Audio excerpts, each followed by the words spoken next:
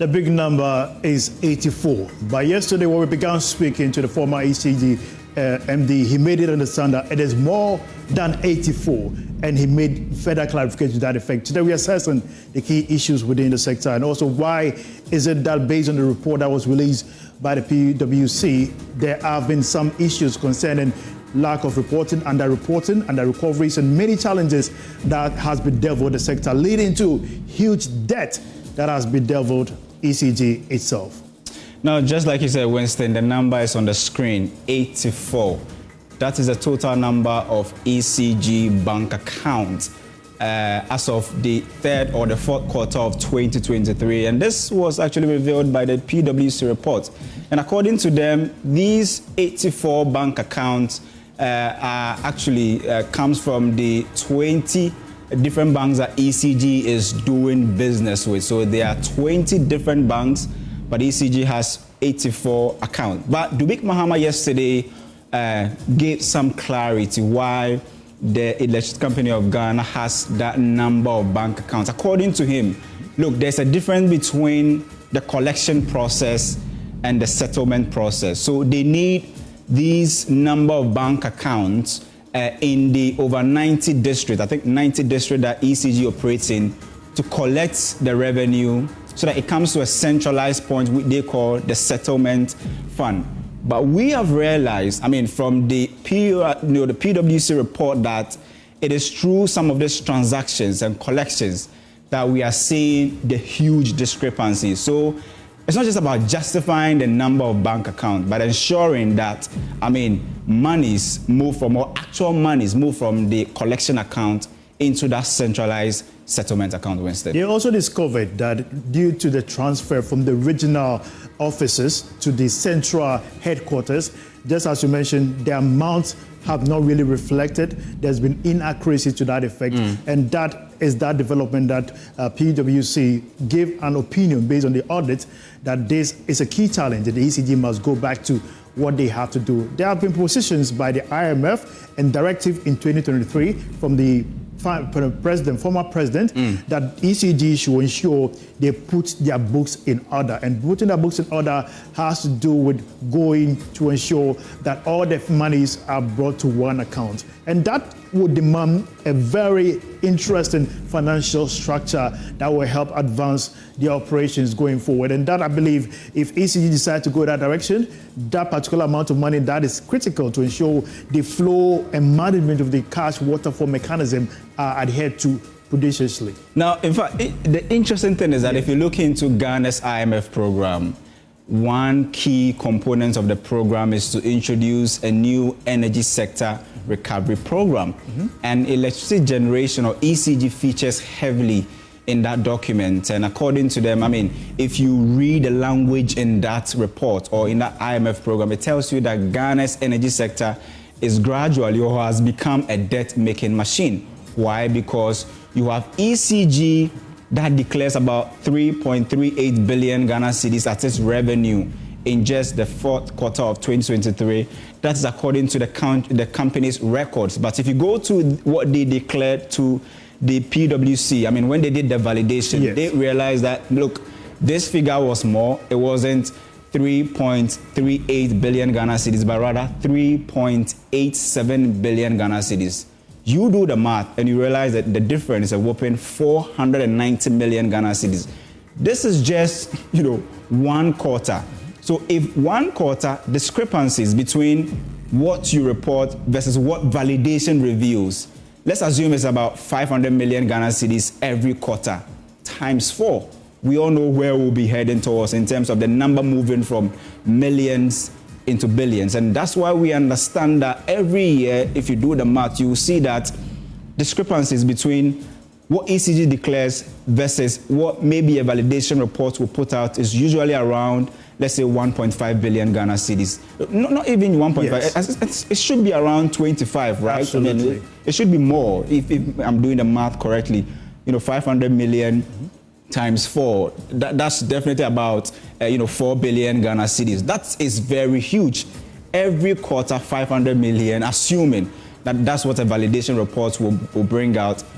That 4 billion Ghana cedis can do a lot in terms of ECG's operations? Consistently, before we go further into the numbers, we want our viewers to know that we'll give you the opportunity to also call into the show. You are assessing the ECG as a structure, as an organization. You and I understand how critical ECG's position is to run your business effectively. Already there have been consistent complaints about the cost of power. You buy your credits today less than your usual consumption rate, then it gets finished. We want you to know what is your assessment of the service delivery performance. ECG this week says in the month of January they are backing on keeping the lights on. Yeah. Will they be able to fulfill that promise to you? However, the service delivery is critical. Let us know what you think. The numbers are quite below the screens. Just call in.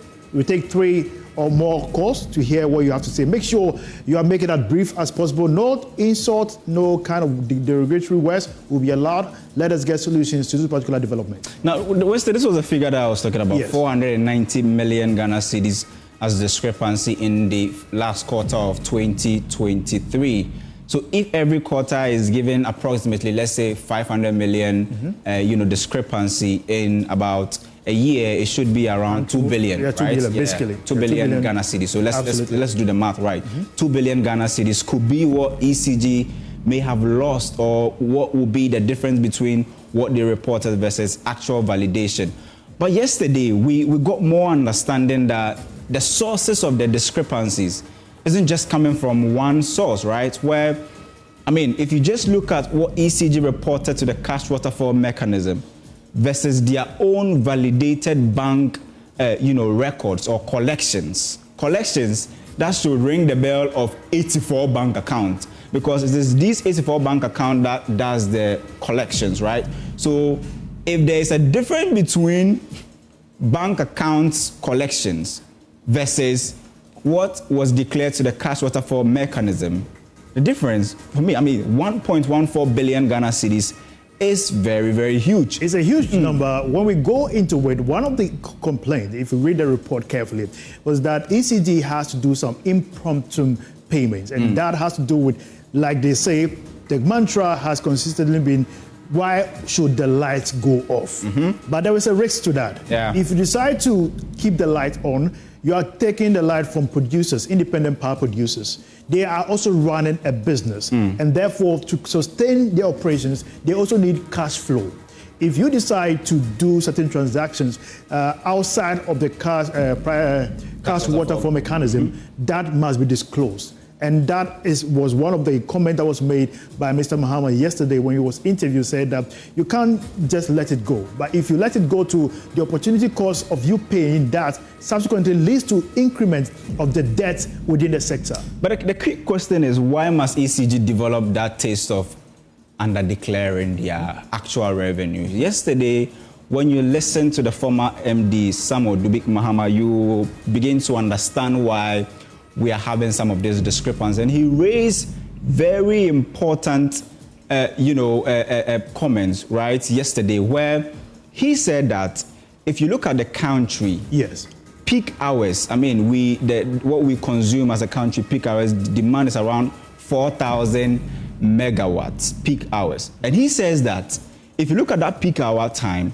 ECG only accounts or takes about just 2,000, let's say 500 megawatts. And the rest? And we ask ourselves where the rest go. And we know that it is Gridco that brings all the 4,000 megawatts to, let's say, to the pool. Some goes to ECG. Maybe we do not know where the rest goes to. So the question is, if ECG is not in charge of the entire power generated, why should it be just ECG's revenue that will be divided or shared at the cash waterfall mechanism? That is a very big question there. And yesterday I realized he didn't touch on that aspect. But before we go further, we have Yusuf from Cape Coast, who happened to be our first caller on the Beyond the Number. Yusuf, you're welcome to Beyond the Numbers. What is your take?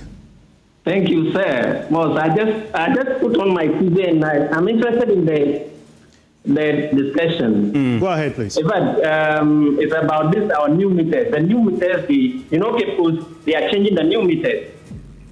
The meters can run like a horse. We average, we detecting average, you send to 1 city a day. And that one, we are all at work. Okay. But we did the tracking and we realized that, you know, you spend 21 cedis a day. So averagely, a week, we have to buy 114 cedis, you know, units.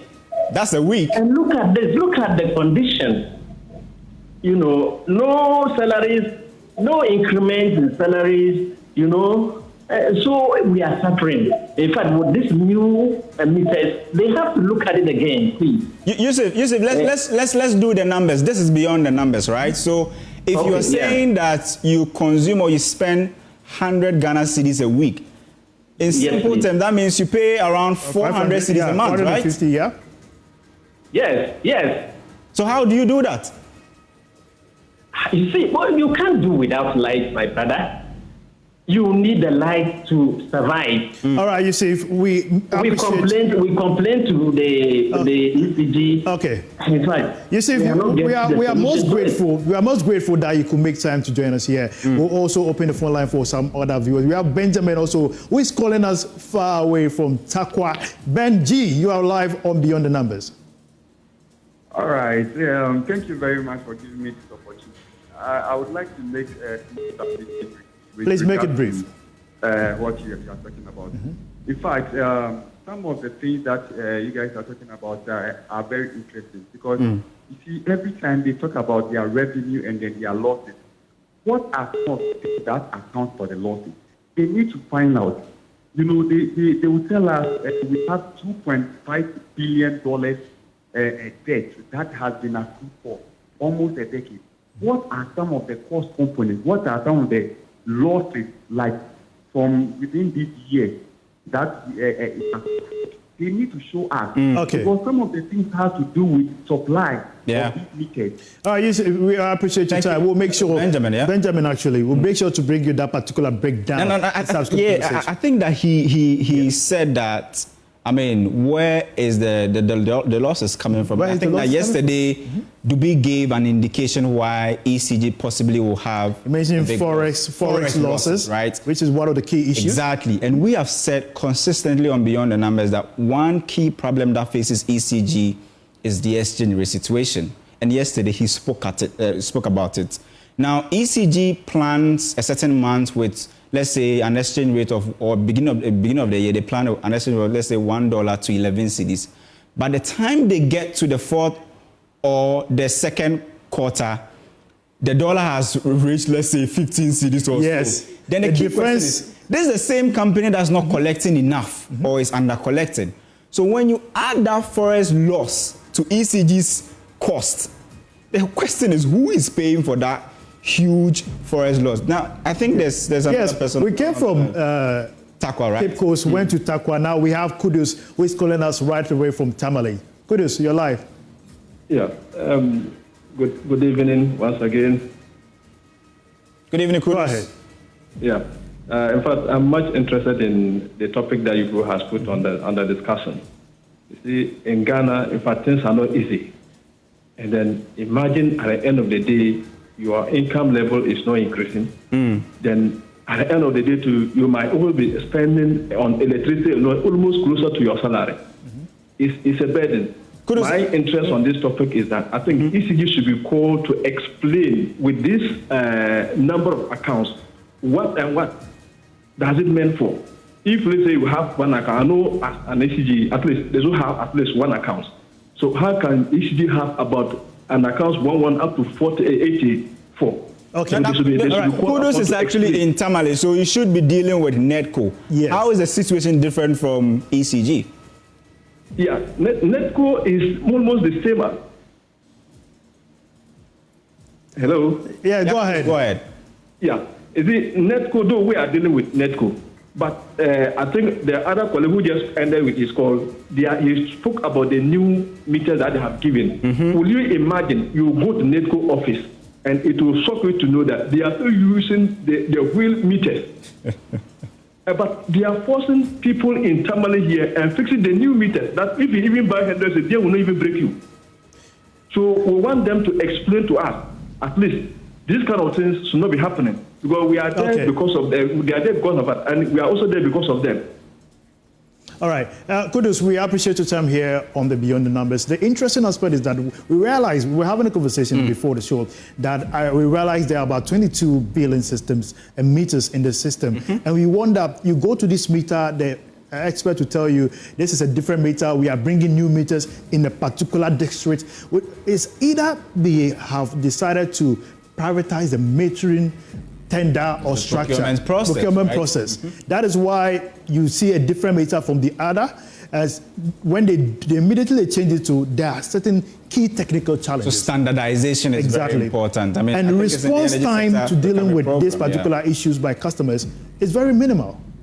I mean, talking about procurement, definitely one other side that you need to talk about when you're talking about ECG is fuel. Yes. Now, I understand that VRA is supposed to be in charge of the purchasing of fuel for most of the IPPs and those who generate. So I don't understand why ECG, which is supposed to do distribution, must come in to be buying fuel. Now, this is what the PwC report found in the last quarter of 2023, that ECG recorded that they had bought fuel worth 136.74 million Ghana cedis. But when they did the validation, or what they declared to the PRC or the cash waterfall mechanism system was that was 18.2 million. Yesterday, Dubik was explaining that because the whole system is not constant, it's a continuous process. It could be that maybe at the time they did the audits, I mean, most of the things had not been reported or sort of. He said maybe. But we know that we are in 2025. So if we have an audit report as far back as the last quarter of 2023, it will be more than this. Yes, we should have the full picture of what really went on. So I simply did not get that, explanation. Take us through. For me, this is very important. All right, quickly, we want to look at the profitability of ECG. Yeah. In 2012, it was making negative 136 million in terms of profit. There was no profit. That was a big loss, right? Big loss. Between 2012 to 2015, the loss was huge. The only time we started seeing a bit of light, ECG started experiencing a bit of light. ECG itself was in 2016 when it made 209 million Ghana cedis profit light. Instantly, it went back to the era of making losses. But the interesting aspect is that from the millions of cedis from 2017, all the losses were in billions going forward. So from 497 million loss to 2.2 billion Ghana cedis loss to negative to 1.46 billion loss. So you wonder the losses coming through until the sudden uptake of when they decided to go to a bit of digital COVID period. They got a lot of transactions and transfers from governments worth about 6 billion Ghana. Most of the interventions came through, which gave them a bit of 110 million profit. But then they decided to slip back again to make it over 10.2 billion loss. So that development didn't really go well for ECG in terms of profitability or losses. But it's likely that in 2024, the 10.2 billion losses, if I were to project it, it could be basically double the numbers. If you look at what happened between 2012 and 2021 and 2022, from 1.4 to 8.06. Just look at the gap there. Now from 8.6 to 10.2.